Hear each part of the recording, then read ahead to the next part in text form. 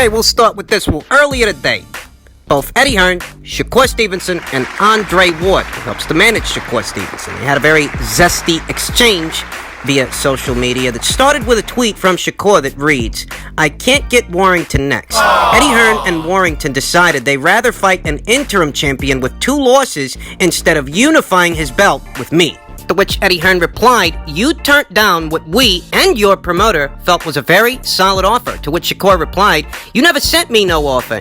If you're talking about what Frank Warren sent, that was chump change. Not true. I would have made that with Mariaga. I don't know what promoter of mine you thought you was talking to." Andre Ward then subsequently joined the conversation, and he said, "You know how the game goes, Eddie. Just because you believe an offer is very solid doesn't mean the fighter or his management have to agree. We are not after quote-unquote solid. Shakur deserves better than solid if he's going across any pond. Hope you and your family are doing well." To which Eddie Hearn replied, "Understand. You have to agree to it. I'm not calling you out for not accepting. I'm responding to a fighter who is calling both Josh and I out, saying we didn't want the fight when we were the only ones making offers and ones that we and his Shakur Stevenson promoter felt were acceptable. Stay well." To which Shakur Stevenson replied, "You haven't made any offer to me or my team. Once again, and according to what you were saying, you have more money than Frank Warren, so this shouldn't be a problem. If you guys really wanted the best available fight for Josh and a real unification fight, just tell them the truth, Eddie." To which Eddie Hearn replied, "Speak to your promoter. I don't make offers to you and your management. You've had offers from Josh Warrington's previous and current promoter.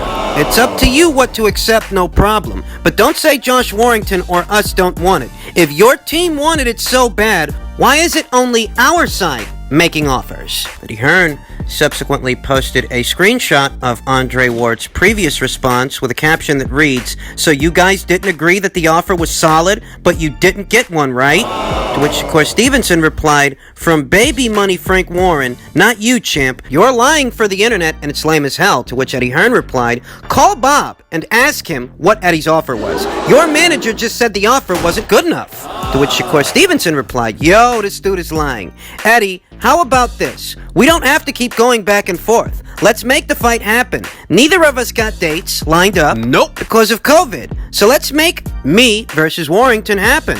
We could all get on the phone and see what we can do to get it done." To which Eddie Hearn replied, "No problem. Phone line's always open. But please, ask your promoter or your manager what the number we offered was. Speak soon and stay safe." To which Shakur Stevenson replied, "You could email me the offer you sent. I'll DM you my email right now. Same for you." There are a couple of key components to this back and forth exchange you want to pay attention to. That while Shakur Stevenson might allege that he didn't receive an offer from Eddie Hearn, the only offer he received was from Frank Warren.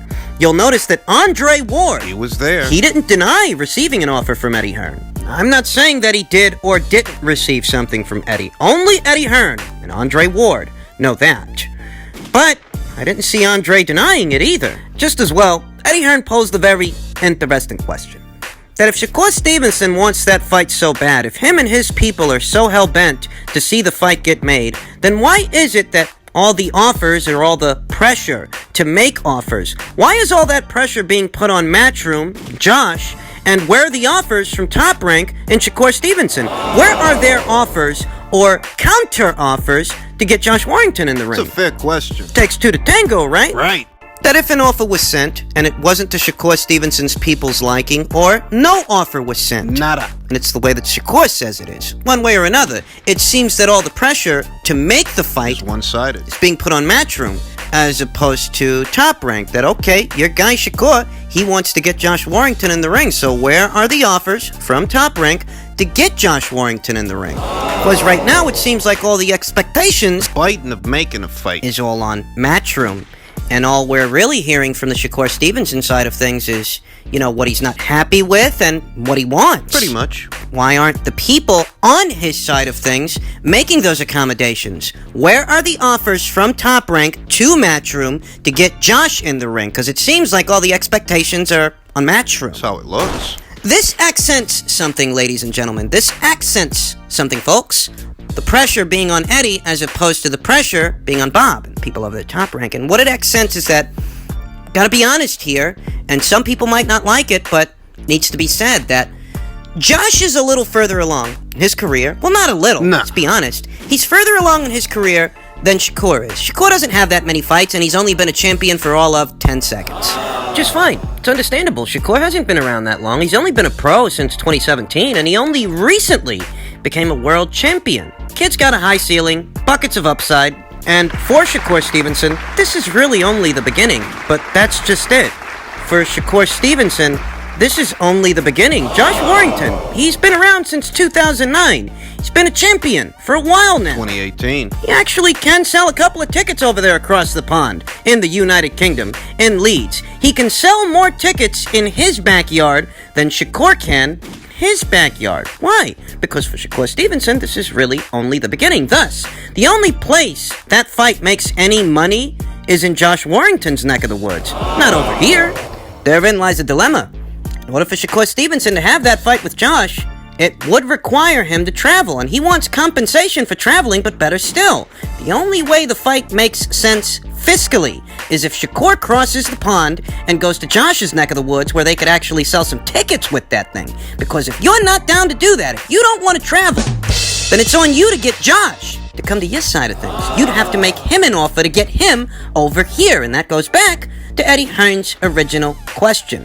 What offers are being made for Josh to come to this side of things? That if you want the fight so bad, where are your offers to our guy? You don't seem to like what we offered you. So, what counter offers are being made by you to us? I want to make this clear that Shakur Stevenson doesn't have an aversion with flying over to the UK and having the fight in Josh's neck of the woods. He's not against that. He's just saying that he wants compensation for it. And there's your disconnect.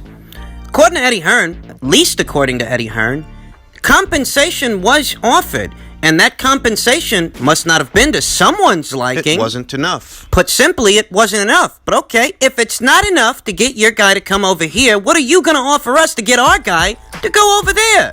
And it goes back to that original question.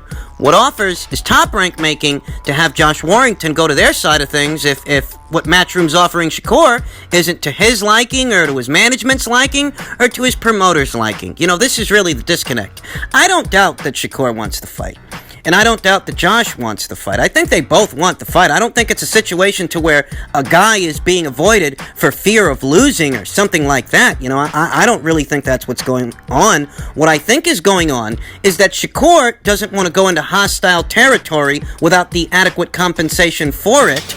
But at the same time, what's adequate compensation for a guy who's 13-0, he's only been a champion for 10 seconds, and he hasn't yet had enough time to amass a following of his own? What kind of compensation are they supposed to give you? You know, that's really the question. What kind of money are they looking for? And does that amount of money make sense to Eddie Hearn? Oh, it might make sense to Shakur, it might make sense to him to line his pockets, yeah, of course.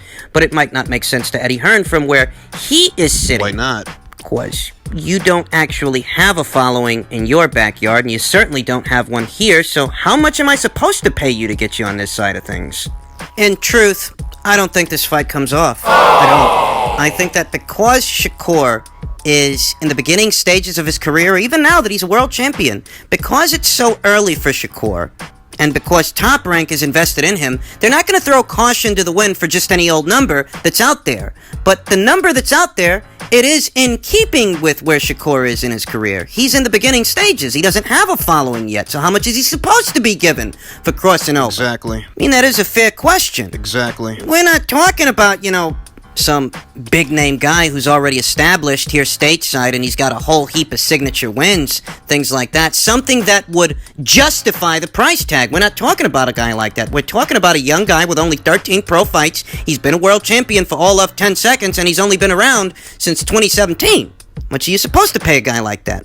Ultimately, I don't think I don't think, given the interests of both parties, I don't think they're going to be able to reach a middle ground here. I don't. I think the next time we see Shakur, it could very well be at 130 pounds. Had hoped that because Josh Warrington had crossed over to the Matchroom side of things, that it would help make the Stevenson fight a bit more feasible, but it just doesn't look like that's happening right now. Warrington versus Kansu appears to be the first order of business, as Josh Warrington is confident the fight with Sue will be made.